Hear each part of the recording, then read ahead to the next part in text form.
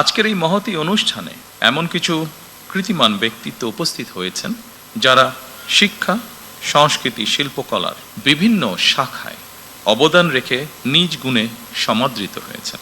আমি অনুষ্ঠানের শুরুতেই এই কৃতিমানদের জানাই আন্তরিক অভিনন্দন। রাজনীতিবিদগণ রাষ্ট্র পরিচালনার দায়িত্বে থাকলেও একজন রাজনৈতিক কর্মী হিসাবে আমি বিশ্বাস করি জ্ঞানী গুণীজন দিক নির্দেশনার ভূমিকা পালন করে থাকেন। একটি রাষ্ট্র এবং সমাজে কৃতি মানুষদের আমেরিকান ASTM স্ট্যান্ডার্ডে তৈরি আধুনিক যুগের আধুনিক pipe RFL easy pipe and fittings, সেই সমাজ তত বেশি আলোকিত হতে থাকবে। সুতরাং রাষ্ট্র তার নিজের প্রয়োজনে জ্ঞানী গুণী মানুষদের সম্মানিত করে। সম্মানিত সকল উপস্থিতিবৃন্দ, সুধীবৃন্দ, এই উপলব্ধি থেকেই স্বাধীনতার ঘোষক শহীদ প্রেসিডেন্ট জিয়াউর রহমান স্বাধীন বাংলাদেশে প্রথমবারের মতন 21 পদক প্রবর্তন করেছিলেন।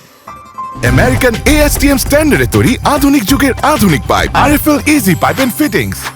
এটি শুধু একটি পদকই নয়, বরং এই পদকের মধ্য দিয়ে 52 ভাষা আন্দোলন থেকে আজ পর্যন্ত বাংলাদেশের ঐতিহাসিক ঘটনাবলীকে স্মরণে আনার পাশাপাশি যেসব বিজ্ঞজন শিক্ষা, সাহিত্য, শিল্পকলা, গবেষণা ও চর্চায় নিজেদেরকে এবং রাষ্ট্র ও সমাজকে সমৃদ্ধ করেছেন, তাদের সঙ্গে আপামর জনসাধারণের পরিচয় ঘটে। শুরুতে আমেরিকান ASTM স্ট্যান্ডার্ডে তৈরি আধুনিক যুগের আধুনিক pipe RFL easy pipe and fittings পুরস্কার 21 পদকের যাত্রা শুরু হলেও বর্তমানে ভাষা আন্দোলন, মুক্তিযুদ্ধ, শিক্ষা, গবেষণা, শিল্পকলা, বিজ্ঞান ও প্রযুক্তি সহ সম্ভবত কমপক্ষে 12টি ক্ষেত্রে বিশেষ অবদানের জন্য এই সম্মাননা দেওয়া হচ্ছে। এটি নিঃসন্দেহে একটি ইতিবাচক অর্জন। জ্ঞান, বিজ্ঞান কিংবা সাহিত্য চর্চার ধারা আরও শানিত এবং বিকশিত হোক, এই প্রত্যাশা করছি আমরা সকলে। শিক্ষা, গবেষণা এবং শিল্প সাহিত্যের চর্চাকে আরও বেগবান করতে রাষ্ট্র এবং সরকার তার দায়িত্ব অবশ্যই পালন করবে। আমি বিশ্বাস করি শিক্ষা, গবেষণা এবং শিল্প সাহিত্য চর্চাকে রাজনীতিকরণ করা কখনোই সভ্য সমাজের পরিচায়ক নয়।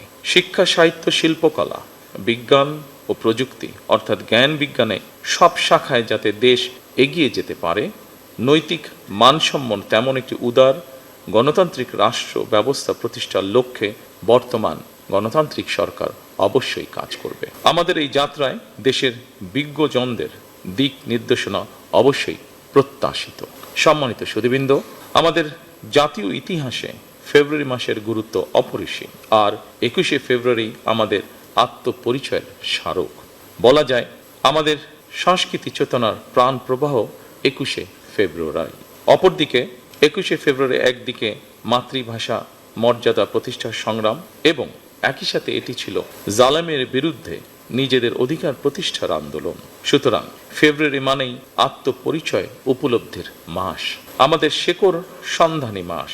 প্রতি বছরের মতন এবছর আমরা দেশের জ্ঞানী গুণী কবি, সাহিত্যিক, শিল্পী, ভাষা সংগ্রামীকে 21 পদকে ভূষিত করেছি। জ্ঞানী গুণীদের কর্ম এবং কর্মময় জীবনের সঙ্গে আপামর জনগণের পরিচয় করিয়ে দেওয়া রাষ্ট্রের অন্যতম দায়িত্ব।